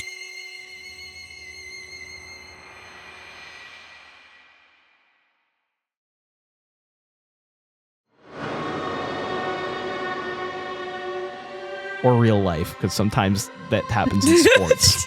Yeah. Oh no. Let's not even go there. I don't want to. Yeah, No. Oh no. What was his name in the NBA? No, we're not talking about it. We're not talking about it. We're not talking about it. Let's move on. It's stuck in my head now. But so essentially, he says it in much more mystically than I could. That he has to transfer his soul back into the first human he revealed his true self to. Yeah. And later in the franchise, that is explicitly stated as the first person he tells who he is. Yeah. Like his true identity, essentially. Yeah. And then Chucky, he's like, you know, he really has a way with words because he's like, first he's excited. He's like, oh, I'm going to be 6 years old again. Cool. And then he's just like, I have a date with a 6-year-old boy. Oh, God. And you can make the argument that he knew what he was doing. He knew what he was saying. He did. But I like to think that they just thought that sounded better in their heads when they wrote it. Like I don't think they realized the type of creepy that was. But unfortunately, Chucky's Andy's now he's locked in a cell, so that's unfortunate for him. Yeah, for real. And Alex Vincent acts his little butt off in this scene. So good. It makes me sad every time because he sees Chucky out the window crawling up the fire escape. And he gets the doctor's attention. And he's trying to tell him that Chucky's coming to kill him. And the doctor's like, I don't see anything. And he's like the worst doctor ever. So, I mean, I guess this is the 80s.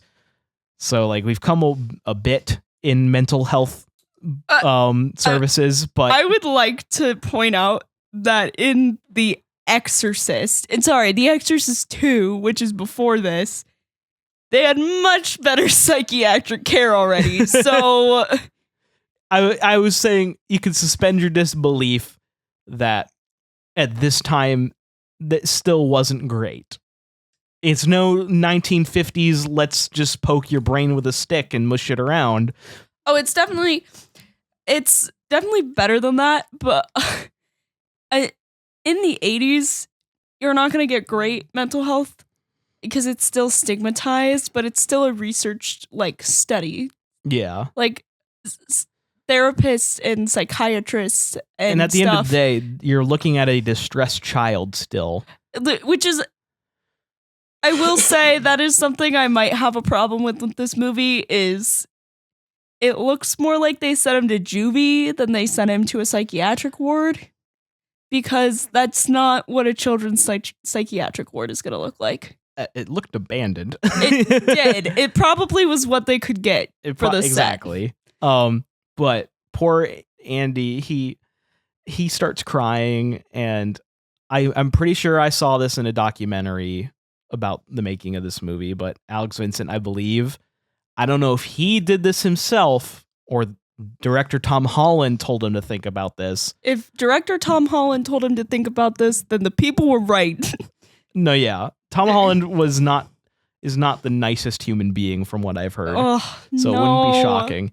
But he said he couldn't get himself to cry.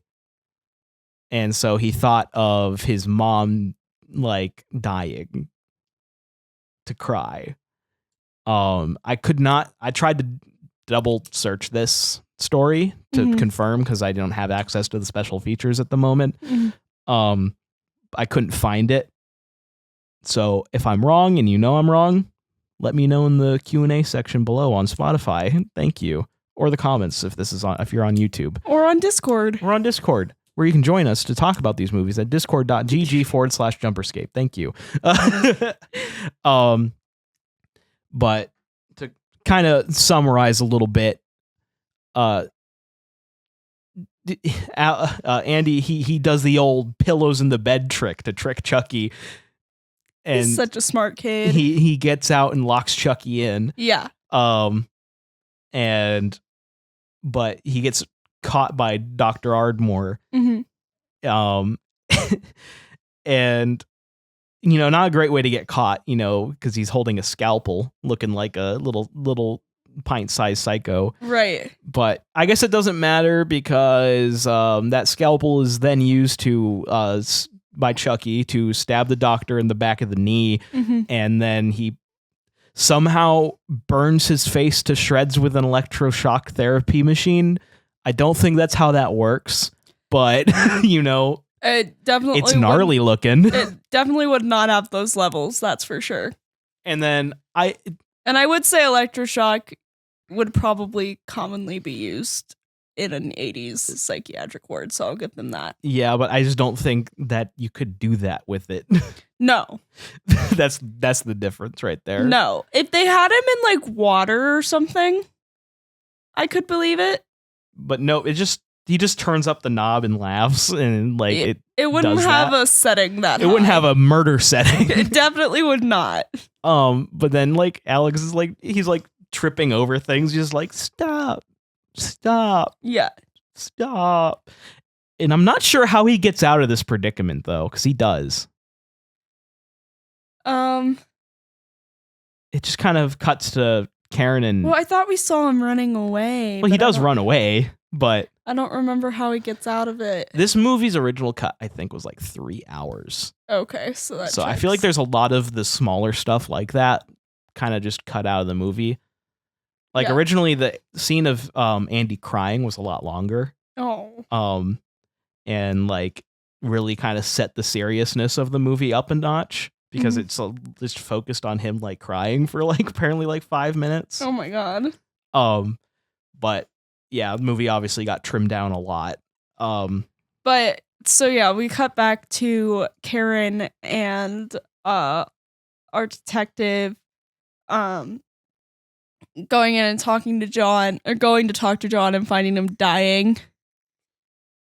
Oh yeah, and that's when he's dying, and they're like, "How do we kill him?" And he's like, "Through the heart. The heart is almost human. Through the heart." Yeah. For those of you who speak unfinished English, it's heart. Yeah. But it wouldn't stop me and Ashton the entire time watching the movie going, "Get him through the heart." Like through the heart. Aim for the heart. But that leads them to the hospital, and that's where they find out that, you won't believe it, Andy, he killed the doctor and with an electroshock machine. It was crazy. According to the other detective who has like a mustache. Yeah. That other guy. We didn't really talk about him at all. But they, Karen says, well, he'd go where I told him to go when he's in trouble, and that's home. And right. We see Andy being such a smart little kid. He's barricading the door. Yeah. And he just closes himself in the closet with a little baseball bat. Yeah. Chucky comes in through the chimney. Yeah, and he kicks the grate open. It's great. And he looks like a scary Santa. Yeah. And this is not our first. It had happened a couple times prior, but this is the most prominent so far instance of a little person being used. Yeah. In a scaled up set. Yes. So they built 2 versions of the apartment and the mental hospital bedroom to make the scaling for the Chucky costume to look similar to the size of the doll. Right. Because obviously there's no one that's the size of the doll in existence. Right. Or at least that they could find. That they could use for stunts. But I feel like children might exist that are around that size. Yeah, but children that size would be hard to get to do some of those things. Well, that's what I'm saying. But that is used later in the franchise. Mm-hmm.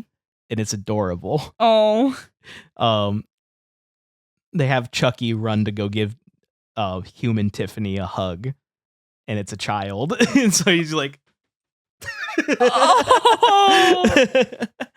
Oh. But...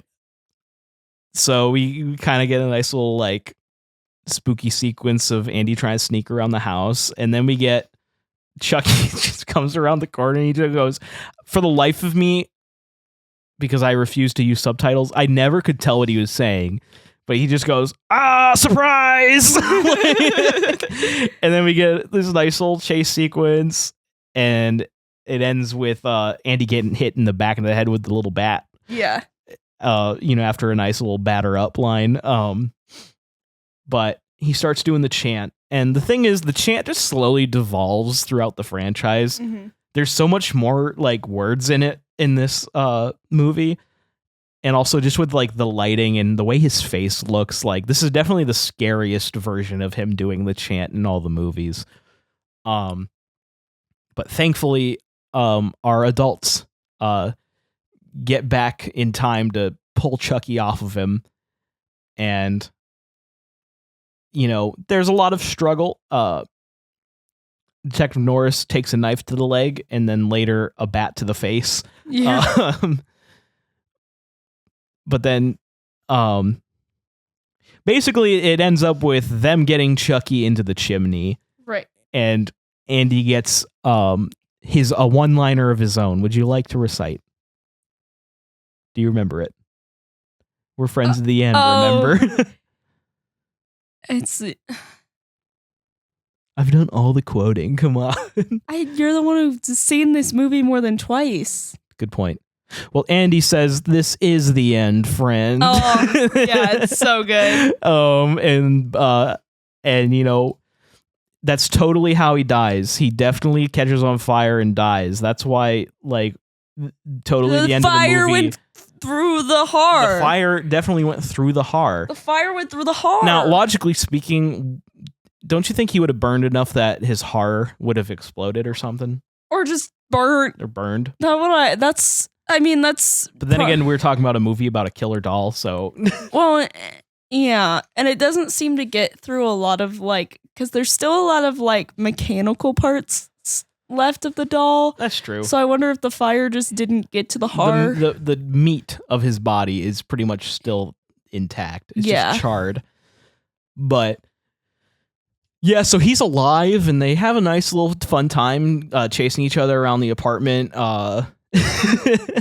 It's really hard to talk about chase sequences and action sequences like verbatim. Yeah. So I just kind of rushed through them here. Essentially it ends up with Karen shooting at him a bunch of times, missing his heart every time. I keep going, aim for the heart! Aim for the heart! But like, she gets him to where you reasonably assume he's dead. Yeah, his head's gone. He's missing arms and legs. She hits like pretty close to the chest area. So my guess is they just assume that she hit it because he falls over and he can't do anything. He stops anymore. Moving and everything. Yeah. And then Mustache Cop comes in and they're like, we finally get to see Mike Norris look like the crazy person because he's like, the kid was right, the doll's alive. Don't touch it though. Don't touch any part of it. Go look, but don't touch any part of it. And then he immediately picks up the head and tosses it around like a baseball. So funny. and he's like, see, this thing's dead. Guess what? Now Chucky's body comes through the vent and starts strangling him. Sorry that I'm breakneck pacing the end of this movie, but this episode's gotten very long. And also, like I said, it's hard to talk about action sequences. Oh yeah, no worries. Also 2 for the strangle count. Yeah, 2 for the strangle count. No, let's be fair. But finally they toss him against the wall, and I love that Chucky's head is giving Chucky's body instructions. He's like, kill them all. It's so funny. But he finally gets shot through the heart, and now he's dead. And then we get a nice little freeze frame and credits. Yep. So that was Child's Play. That's the beginning of our Chucky journey, our Chuck journey, if you will. Chuck journey. This movie, very important to me, very important to my horror story in life. Obviously, I splurged on the money to get the movie accurate good guy doll because I wanted something like that, and I couldn't think of a better film to get like a movie accurate prop than this one. That's so fair. And this, it really does. Honestly, I'd say while the animatronics can be pretty jank in some places, I'd say it still holds up pretty well. Because the benefit they have with the animatronic effects in this movie is it's a doll. I'd say you can get away with it moving like a doll. Oh yeah, for sure. Like if his face doesn't move and looks a little stiff, it's like, yeah, it's made of plastic. Right. Like that's just kind of how it works. But this is definitely a movie I will always try and make people watch. Half the time I regret it because half the time they miss the point. A lot of times, like when someone watches this movie, they'll be like, that wasn't scary. I'm like, okay. And like it's a fun movie. Like Yeah. it's a good watch. It's a perfect popcorn flick. Yeah. If that makes sense. It's not deep. There's not much you have to like grasp. Mm-mm. And God knows we've had a lot of movies we've had to grasp. And I think that's why I'm excited for Chucky month, because we can just kind of have fun watching silly movies. Ashton struggled with last week's movie, that's for sure. Yep. I love The Lighthouse, but it's not a movie you can just casually enjoy. You have to like read into it. And this is not a movie you have to read into. No, not really. At all. And that's what I love so much about it. And, you know, as a special little segment in these episodes, what was your favorite Chucky one-liner in this film? Boy.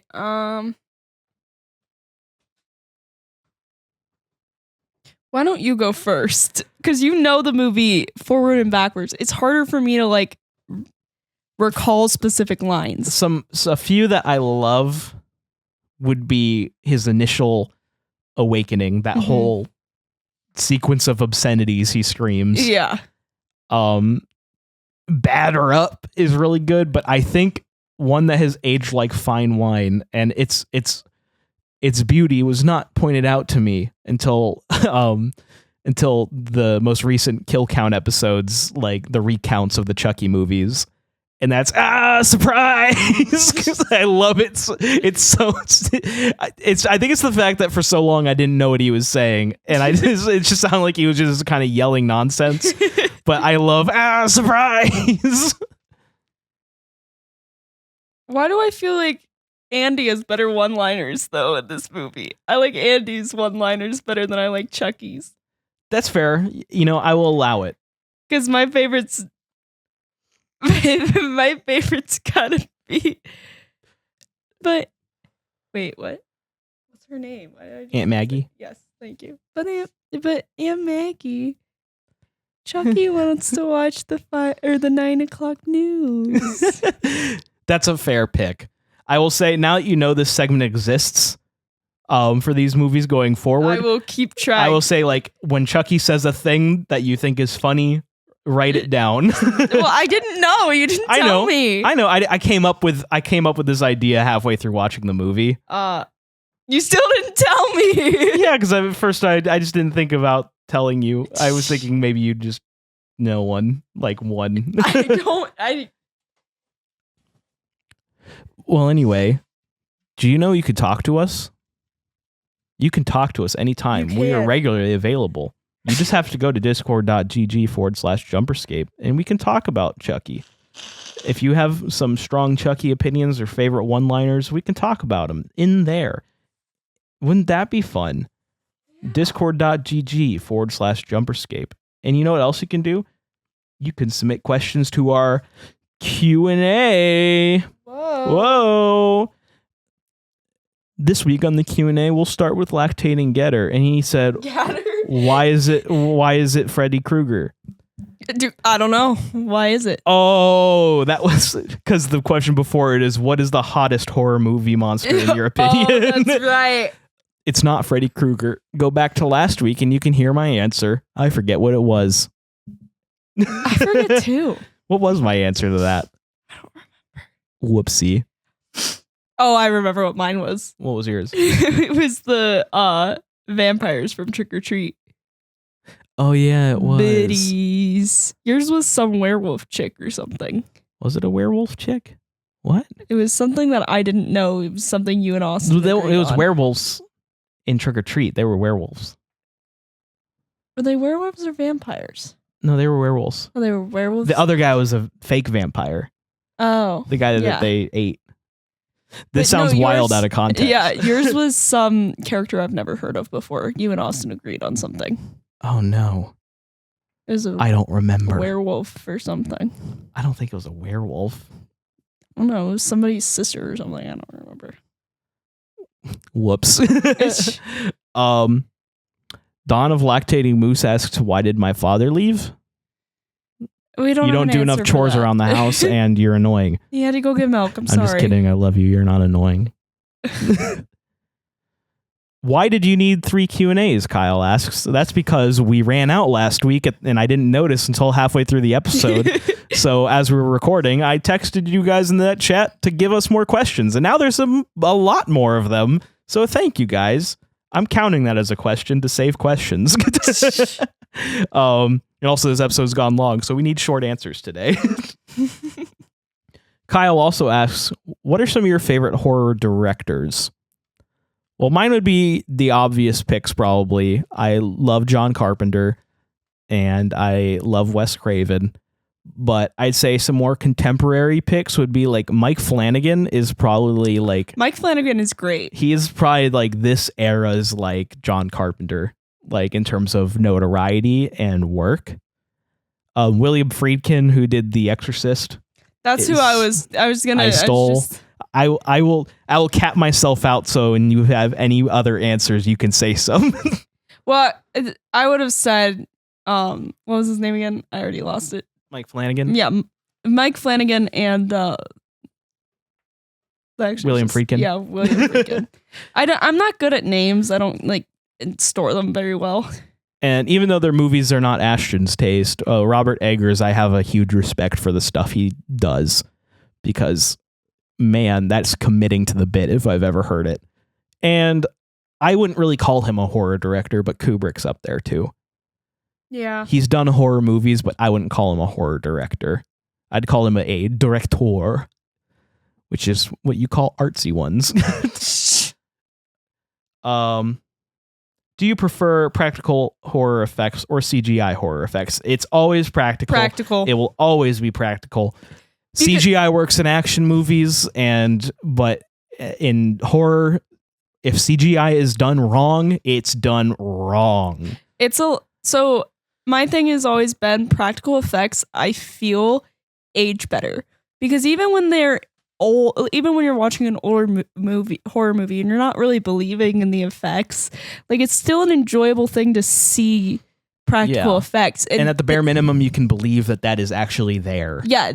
And it's not like awkward for you to like witness. Yeah. When CGI effects get old, it just gives you like this, it's just wrong feeling. It just looks yucky. It looks wrong. And so yeah, practical always wins. I'm glad we're in agreement. I assumed we would be in agreement, but I'm glad we're in agreement. But that's all the Q&As for today. If you would like to support this show, you can go to patreon.com/Jumperscape. Throw us $1 or $2.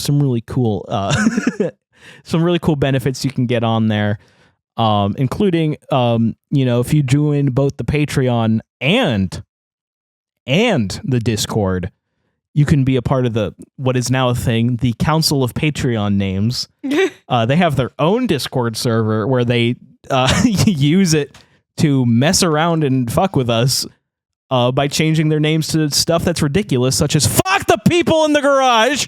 And Jacob Adlam, Kyle, Scion Esports, it's default 456. Dark Salad 42. It's Dick Hammerbush. Pause for Connor. Austin, you wanted some normal names, so here you go. Taylor. I'm James, so that's that. I guess I didn't have to read that one. Dong Crowbar Shrub. James, I cast gun. Prepare to meet God. Roll for initiative. I rolled for initiative yesterday. I got a 13, so I probably get hit, but I don't think I'd die. Yeah, you'd probably be fine. Where was I? Oh yeah, Mr. Shifter, James Zealot, Seth Rutherford, Spartan Dave, Captain Varco, UNSC Walk Softly, Cool Blazer. I'm not reading that. H Ghost, Momaggy Yalin, Spartan Habuko, G156, Vermin, Addy Criminal, Batman using explosive gel on Shane's garage door, Connor Clark, Dapper Dame, Dylan, had no idea, then it dawned on me. Lactating Gator, Lactating Milk MT, Norm L, Dude Bob. Well, that was a trip to read. Okay. Sergeant Forge's Chipotle Shotgun, Adon That Lactates, Brennan Pfeiffer, Sky Cairo, Dave, Ismaz Dow's Kedeedle, Eliza, JX O'Malley, Keith G077, Slapnuts, Tucker, Tyson Rue 88, Aussie ODST, Austin, don't look now, but I'm right behind you. He's not here. Damian Groth, Dr. Lactator, Ethan, Face McShooty, Zealot, Wart, Hayden, Bard don't play name games, Hamilton. Help Austin, I'm stranded on Reach, Ungoy Wife. He's not here, I'm sorry. John Smith, Lactating Snake Nipples is still locked in the garage. Linda, Pity 104, The Goob, this one's containment and this one's Guaidoni are the same. Your prophets have promised you freedom from doomed existence. Extrichian Skenji, Bloody Shedman 32. Bro, holy guacamole, these toes are delicious. Oh. Claude Spark 5970. Daniel Dumpweed, Garrus Vicarian, Halo the Guy, Is Carrie, Keegan, Kyle Hooley, and of course, Warm Apple Swouse and Oddball here. Yay! Thank you so much for subscribing to our Patreon, and thank you so much for listening. We love all of you equally sometimes. But thank you once again for joining us on Room 237. We will see you next week to talk about Child's Play 2. Bye. Bye. Thank you for joining us this evening, stranger. If you enjoyed your time with us, please consider supporting us at patreon.com/Jumperscape or join the community at discord.gg/Jumperscape. We thank you for your listenership and hope you enjoyed.